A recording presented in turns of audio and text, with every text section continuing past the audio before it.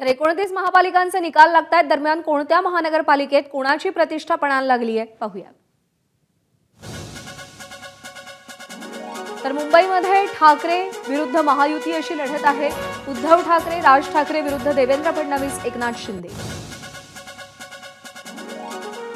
ठाण्यामध्ये उद्धव ठाकरे विरुद्ध एकनाथ शिंदे अशी लढत आहे. दोघांचीही प्रतिष्ठा पणाला लागली आहे. ठाणे शिवसेनेचा बालेकिल्ला कोण राखणार याची उत्सुकता. नवी मुंबईमध्ये भाजपचे गणेश नाईक आणि एकनाथ शिंदे अशी लढत होतीये. दोघांचीही प्रतिष्ठा पणाला लागली आहे. कल्याण डोंबिवलीमध्ये भाजपचे प्रदेशाध्यक्ष रवींद्र चव्हाण त्यांच्या विरोधात श्रीकांत शिंदे यांची प्रतिष्ठा पणाला लागलेली आहे. बरेच वादविवाद कल्याण डोंबिवलीपासूनच महायुतीमध्ये सुरू झाले.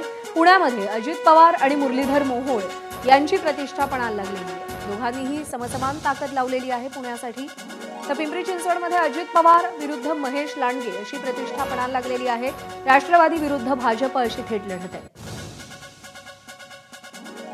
नाशिकमध्ये गिरीश महाजन विरुद्ध हेमंत गोडसे, भाजप विरुद्ध शिवसेना अशी प्रतिष्ठा पणाला लागलेली आहे. तर छत्रपती संभाजीनगरमध्ये मंत्री संजय शिरसाट विरुद्ध भाजपचे मंत्री अतुल सावे अशी प्रतिष्ठा पणाला लागलेली आहे. अनेक बैठका होऊनही छत्रपती संभाजीनगरमध्ये युती होऊ शकली नाही आणि त्यानंतर भाजप शिवसेनेत आरोप प्रत्यारोप झालेले होते. एबीपी माझा, उघडा डोळे बघा नीट.